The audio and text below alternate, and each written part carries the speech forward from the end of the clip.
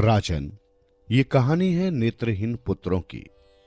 एक दिन एक बूढ़ा आदमी अपने दो नेत्रहीन बेटों के साथ राजा के दरबार में गया और बोला, महाराज, मुझे अपने व्यवसाय में भारी घाटा हुआ है।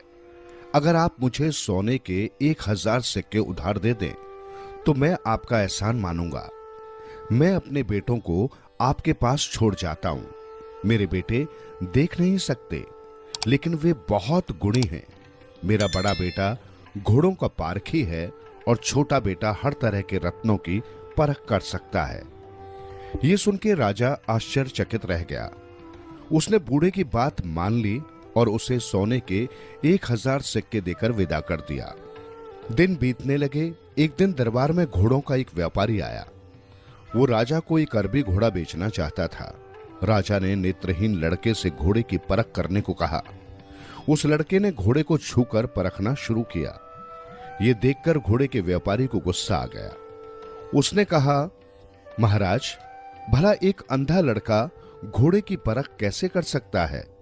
तभी वो लड़का बोला, महाराज, ये घोड़ा न खरीदें, ये अपने सवार को चोट पहुंचा सकता है। राजा ने एक पल के लिए कुछ सोचा, फिर कहा, एक अच्छे घुड़सवार को इसकी सवारी करने के लिए बुलाओ। ज्यों ही घुड़सवार उस पर बैठने लगा, घोड़े ने उसे पटक दिया। घोड़े का व्यापारी बोला, ये मेरे साथ तो कभी ऐसा बर्ताव नहीं करता। अंधे लड़के ने कहा, दरअसल ये घोड़ा किसी भी ग्वाले को चोट नहीं पहुंचाता। क्या तुम पहले ग्वाले थे? घोड़े का व्यापारी हड़बड़ाकर बोला, तुम्हें कैसे पता चला? अंधे लड़के ने जवाब दिया, वो तो मैंने तुम्हारे घोड़े को सूंघकर ही जान लिया था। कुछ दिनों बाद एक जौहरी अमूल्य रत्न लेकर दरबार में आया। राजा ने छोटे लड़के को उसकी परख के लिए बुलाया। छोटे लड़के ने रत्न को अपनी हथेलियों में रखकर कई बार मला। फिर वो राजा से बोला, महाराज, ये रत्न अनमोल है, परंतु जो भी इसे रखेगा उसके लिए ये अशुभ होगा। ये रत्न इस जौहरी के परिवार में 2 मौतों का कारण बन चुका है। राजा ने जौहरी की ओर देखा तो उसने शर्म से अपनी आंखें झुका ली। ये बात सच थी। जौहरी राजा से माफी मांगने लगा।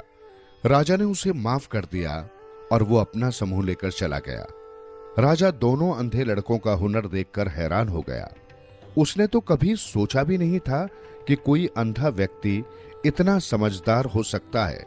राजा ने सोचा कि उन दोनों लड़कों को अपना मंत्री बनाया जा सकता है। उसने मन ही मन निश्चय कर लिया कि उनके पिता के आते ही वो दोनों लड़कों को अपने दरबार में रख लेगा।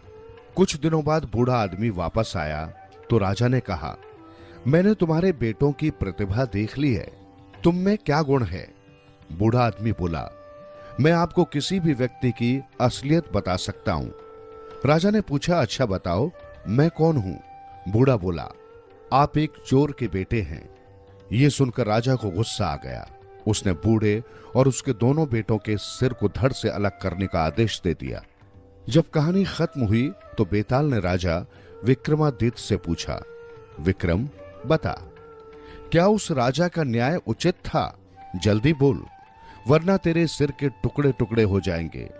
राजा विक्रमादित्य ने जवाब दिया, नहीं, यह उचित नहीं था, लेकिन इसमें बूढ़े का भी दोष है। उसे इस बात का एहसास नहीं था कि वो राजा को क्या बताने जा रहा है।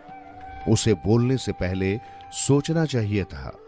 बेताल बोला, राजा विक्रमादित्य, तुम्हारा उत्तर प्रशंसनीय है, लेकिन तू बोला, इसलिए मैं वापस जा रहा हूं।